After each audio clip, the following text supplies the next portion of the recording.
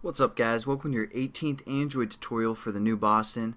Again, it's me, Travis. What we're going to do in this tutorial is basically set up our menu, because we're going to create a lot of small applications and we just want to have a menu so we can kind of go to each activity and see what that example does. So basically our menu is going to be our activity that we want after our splash screen. So what we're going to do is we're going to just create a new class by right clicking on the package, if my computer doesn't freeze here, and then go to new class, and we're going to call this menu. Now hopefully you guys kind of get familiar with the layout of this on create stuff. Again, some things are probably still pretty confusing for you guys, but just stick with the series and everything will make sense at the end. Especially these next three tutorials, it might be a little bit confusing because it's working with a list activity for the most part, so that's gonna be different, but when you guys come back to it you'll realize everything that we've done and it's gonna make sense. So just this is a nice framework that we can use. So we're gonna say extends, and before we'd say extends activity for the most part, but since we want to create a list, we can use a different class called a ListActivity. And so this is going to extend or we can use some of the methods from the ListActivity after we import it. So we have to do that. And we're going to be able to use the same methods from the activity class, but we're also going to use some additional methods from the ListActivity class because it holds both for the most part. So we're going to go into our brackets here and we're going to create two methods within this class. So we're going to go to source, override, implement methods, and as you can see right here, we can pull from the ListActivity class and from the activity class. So what we're going to do is we're going to go into the ListActivity and we're going to look for something called onListItemClick, and we're going to add that method, and then we're going to go into the activity class and again just get our onCreate method.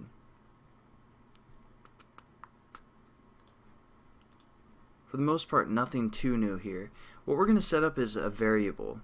It's going to be a string array, and basically what an array is it holds multiple values for basically the same variable depending on what position it is.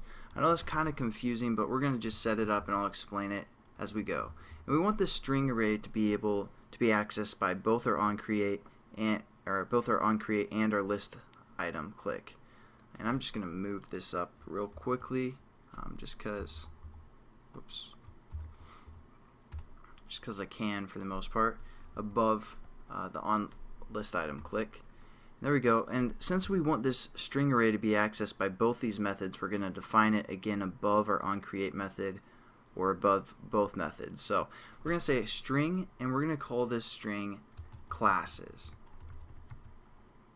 And to make it an array, you want to add square brackets like that, and we're going to hit this equals, and we're going to define the string array, and then I'll kind of explain what a string array is after we set it up. So what we're going to do is we're going to say again another pair of brackets right here, and then within quotations, because strings are basically like words. You can think of it like that. In programming, it's just a word. So we're going to call this first string position let's see, starting point. The exact same name as our class name that we have called starting point. Make sure it's the exact same, case sensitive and everything, because we're going to have this application use these string positions for the most part to open a new activity. So just say starting point, and then we're going to put a comma, and we can say example 1, and then I'm just going to copy this and paste it a few times just to get some more things within our array.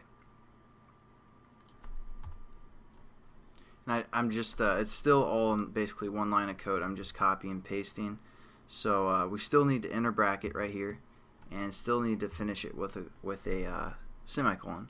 So there we go. We have some things within our list array, and we can change these names as we go. Well, basically I'm just going to change them for the most part right now because it'll be easy reference for you guys. So now what we can do is we can access this string array and give it a position, and it will find what position it is within the string. So Sorry, got an extra bracket there. Sorry if that confused you guys.